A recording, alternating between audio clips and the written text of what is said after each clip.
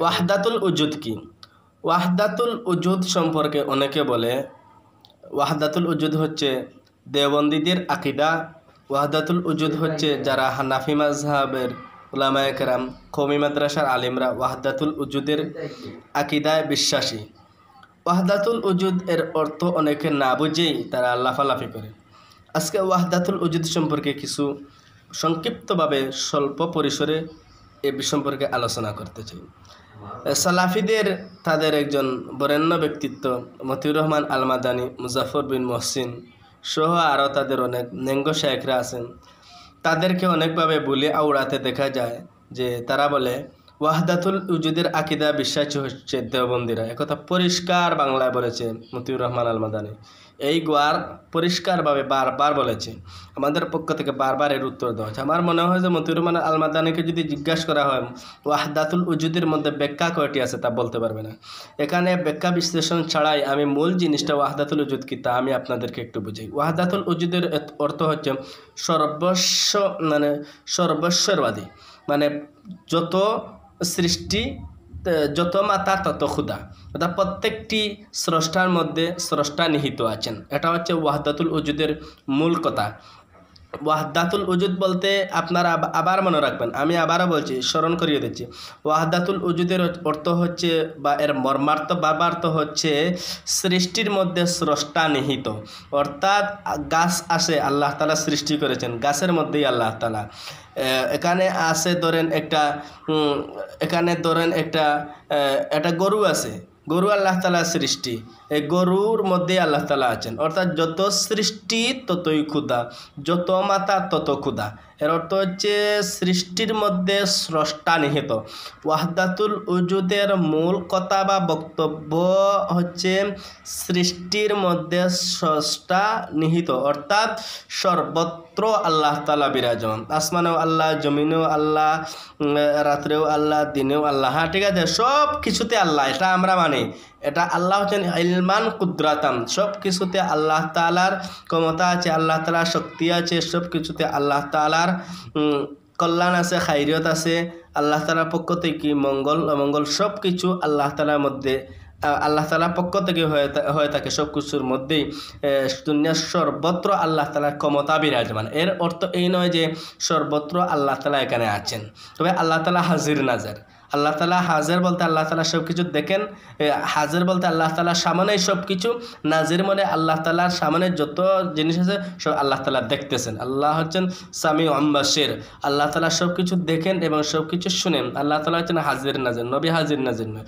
এবার আসেন ওয়াহদাতুল উজুদের আকিদা যারা বলে এটা দেওবন্দীদের আকিদা, এরা আমাদের দেওবন্দীদের উপরে মিথ্যা প্রোপাগান্ডা ছাড়া এরা দেওবন্দীদের উপরে তুহমত দেয়। যদি বাংলাদেশে এবং ভারতে ইসলামী খেলাফত কায়েম থাকতো, যদি বাংলাদেশে ইসলামী রাষ্ট্র যদি থাকতো, তাহলে এই যারা আমাদেরকে অপবাদ দেয় তাদেরকে অপবাদের দরুন তাদেরকে 80টা দুর্রা লাগানো হতো। এটা আমাদেরকেও তারা অপবাদ দেয়। হাকিমুল ইসলাম আল্লামা আশরাফ আলী থানভী রহমতুল্লাহ আলাইহি বলেছেন ওয়াহদাতুল উজুদের আকিদা অর্থাৎ সর্বেশ্বরবাদীতে বিশ্বাসী, এটা হচ্ছে হিন্দুদের আকিদা। এবারে শামায়ে ইমদাদিয়ার মধ্যে উল্লেখ করা আছে ওয়াহদাতুল উজুদের আকিদা দেওবন্দীরা বিশ্বাসী নয়, কওমি মাদ্রাসার আলেমরা বিশ্বাসী নয়, হানাফি মাযহাবের কেউ এই আকিদা বিশ্বাসী নয়। এরপরে আমাদের উপরে এটা চাপাইয়া দেওয়া হয়। ওয়াহদাতুল উজুদের আকিদা হিন্দুদের আকিদা, আশরাফ আলী থানভী বলেছেন। এরপরে এই আকিদাটা আমাদের উপরে চাপাইয়া দেওয়া হয়, মানে মুসাল্লাত করে ইলজাম করিয়ে দেওয়া হয় আমাদের উপরে। আল্লাহ রাব্বুল আলামিন এই সমস্ত চাপাবাজ থেকে এবং দান্দা করতে আমাদেরকে হেফাজত করুন। ওয়াহদাতুল উজুদ এর আকিদা আমরা বিশ্বাস করি না, কারণ ওয়াহদাতুল উজুদ দ্বারা একথা বোঝায় যে সর্বত্র আল্লাহ তাআলা আমরা মানি না। আবার আসমানে সাত আসমান সাত জমিন ফারিদে যে আরশে আজিম আছে, আরশে আজিমে আল্লাহ তাআলা বসে আছেন, কুরসিতে আরশে আজিম সীমাবদ্ধ হয়ে এখানে বসে আছেন আল্লাহ তাআলা, এটাও আমরা মানি না। কারণ বসে আছেন বলতে একটা স্থান নিয়ে বসে আছেন, তাহলে আল্লাহ তাআলা যেন একটা স্থান আপনি নির্ধারণ করে দিলেন। আবার তাফসীরে বাইজাউইর মধ্যে এবং আকিদা তাওহীদের মধ্যে তাওয়াহির হাশিয়ার মধ্যে এসেছে আল্লাহু মুনাজ্জাহুম মিনাল মাকানি ওয়াজ জামানি, আল্লাহ তাআলা স্থান এবং কাল থেকে, আল্লাহ তাআলা কোনো সীমাবদ্ধতা থেকে আল্লাহ তাআলা মুনাজ্জাহুন আয় মুবাররাউন, আল্লাহ তাআলা পবিত্র, আল্লাহ তাআলা এর থেকে মুক্ত। আল্লাহ তাআলা কোথায় আছেন এর আকিদা সম্পর্কে প্রশ্ন করাও ঠিক না, কারণ আর রহমান আরশে ইস্তাওয়া কোরআনের আয়াতে এসেছে সূরা তাহার মধ্যে, বা এরকম এই মর্মার্থে আর রহমান আল্লাহ আরশে ইস্তাওয়া এই মর্মার্থে আরও 60টি আয়াত পবিত্র কোরআনের মধ্যে এসেছে। এই সমস্ত পবিত্র কোরআনের আয়াত বিভিন্ন ক্যাটাগরি হয়ে থাকে, কিছু আয়াতে মাহকাম, কিছু আয়াতে মুতাশাবিহ। আর রহমান আল্লাহ আরশে ইস্তাওয়া, ইয়াসিন, তাহা এগুলো হচ্ছে কি মুতাশাবিহাতের অন্তর্ভুক্ত। ইমাম মালিক রহমতুল্লাহ আলাইকে যখন জিজ্ঞাসা করা হয়েছে আল্লাহ তাআলা কোথায়, এই আর রহমান আল্লাহ আরশে ইস্তাওয়া এই আয়াত বলে, তখন ইমাম মালিক রহমতুল্লাহ আলাইহি বলেন এই আয়াতের মাধ্যমে আল্লাহ তাআলা জানাতে চাচ্ছেন আল্লাহ তাআলা আরশে আজিমে আসেন, আল্লাহ আরশে আজিমের সমাসীন। এখানে ইস্তাওয়া এত সমাসীন না বসা নাকি, এখানে অনেক অর্থ আছে, যাই হোক এদিকে আমি গেলাম না।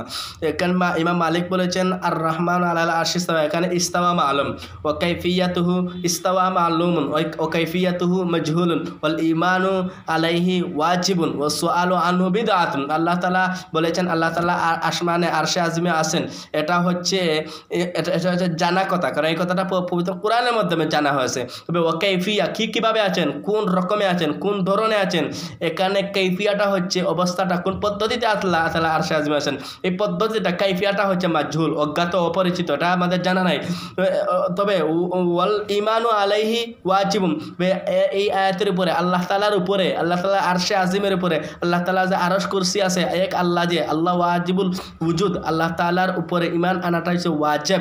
এবং ওয়াসুআলু আনহু বিদআতুন, ইমাম মালিক রাহিমাহুল্লাহ আল মুদাওয়ানাতুল কুবরার মধ্যে উল্লেখ করেছেন ওয়াসুআলু আনহু বিদআতুন, আল্লাহ তাআলা কোথায় আছেন, কোন হাইকলে আছেন, কোন অবস্থার মধ্যে আছেন, এই সম্পর্কে প্রশ্ন করা হচ্ছে বেদাত। কিন্তু আমাদের কিছু ভাইয়েরা এটা জানার পরেও এই বেদাতকে তারা দাঁত বানিয়ে তারা এটাকে আবার বারবার প্রশ্ন করে, মানুষকে প্রশ্ন শিখাইয়া দিয়া মানুষকে বলে আজ আমি ওখানে তাকে বয়ান করব, তুমি ওই প্রশ্নটা আমাকে করবা, তাদের বুঝাতে চায় যে আমি বহু বড় আলিম, এ বিষয়ে আমার বহু পাণ্ডিত্য রয়েছে, হবুর রয়েছে, এরকম মানুষকে বিভ্রান্ত করতে চায় একদল মানুষরা। যাই হোক, এখানে আল্লাহ তাআলা কোথায় আছেন, কোন অবস্থায় আছেন, এটা আল্লাহ তাআলাই জানেন। পবিত্র কোরআনে বলা হয়েছে আমিনতুম মান ফিস সামা, যিনি আকাশে আছেন তার থেকে কি তোমরা মুক্তি পেয়ে গেছো? তাহলে দেখেন এখানে বলা আসমান আর আরশ দুটো এক জিনিস না, এটা হচ্ছে আসমান আর আরশ। এটার মধ্যে এখানে ফিকাহবিদদের মধ্যে একতলাফ আছে, আবার বৈজ্ঞানিকদের, দার্শনিকদের মধ্যেও তো আর বহু একতলাফ আছেই এখানে জুড়ে। এখানে পবিত্র কোরআনের আমিনতুম মান ফিস সামা, যিনি সূরা মুলকের মধ্যে বলা হয়েছে আমিনতুম মান ফিস সামা, যিনি আসমানে আছেন তার থেকে কি তোমরা মুক্ত হয়ে গেছো, মুক্তি পেয়ে গেছো? এর অর্থ হচ্ছে আপনারা সূরা মুলকে তাফসীর, যদি তাফসীরে জালালাইন থেকে যদি বের করেন দেখবেন আমিনতুম মান ফিস সামা আর মান কুদরাতু ফিস সামা, যিনি আকাশে আসেন এর অর্থ যিনি দেহ নিয়ে আসেন এটা নয়। যিনি আকাশে আছেন এর অর্থ হচ্ছে যার ক্ষমতা আসমানে আছে, যার ক্ষমতা আকাশে আছে, তার থেকে কি তোমরা মুক্তি পেয়ে গেছো? ঠিক তেমনিভাবে আল্লাহ রাব্বুল আলামিন সর্বত্র আছেন, আরশে আছেন, জমিনে আছেন, সব জায়গায় আছেন, কিন্তু আল্লাহ তাআলা বসে আছেন বলে তো আল্লাহকে আপনারা দেহবাদী বানায় ফেললেন। অথচ আল্লাহ তাআলা মুনাজ্জাহ মিনাল জিসমি ওয়াল হাইয়াজে, আল্লাহ তাআলা দেহ এবং রংগঠন থেকে আল্লাহ তাআলা পবিত্র। এখন আল্লাহ তাআলা কোথায় আছেন? আমাদের আহলে সুন্নাত ওয়াল জামাতের আকীদা হলো লা জামান লা মাকান, আল্লাহ তাআলা স্থান কাল সব থেকে পবিত্র। আল্লাহ তাআলা এমন একটি অবস্থার মধ্যে আছেন যা লা জামান লা মাকানের মধ্যে আল্লাহ তাআলা আছেন। আসমান সাত জমিন পাড়ি দিয়া সব কিছুর পরে লা জামান লা মাকান, পানি আর পানি, লা জামান লা মাকানে ওই হাইয়তের মধ্যে আল্লাহ রাব্বুল আলামিন আছেন। কাজে আল্লাহ তাআলা কোথায় আছেন আল্লাহ তাআলা সম্পর্কে প্রশ্ন না করে, আল্লাহ তাআলা যে সৃষ্টি করেছেন সৃষ্টি সম্পর্কে প্রশ্ন করে জিজ্ঞাসা করে তোমরা কথাবার্তা বলো, এই সমস্ত আল্লাহ তাআলার মুরাদের উপরে আমল না করে আল্লাহ তাআলা কোথায় আছেন, কী করতেছেন, ওই সমস্ত ইহুদিদের মতো, খ্রিস্টানদের মতো, নাসারাদের মতো প্রশ্ন না করে আমরা আল্লাহ তাআলার উপরে যেন আমরা ঈমান আনতে পারি। ওয়াহদাতুল উজুদ কি? ওয়াহদাতুল উজুদ এর তো বললাম, ওয়াহদাতুল উজুদ এটা মুহিউদ্দিন ইবনুল আরবি রাহমাতুল্লাহ, উনার তো হলো তাসাউফের দরজার মানুষ, উনার আকীদা হলো এটা ওয়াহদাতুল উজুদ।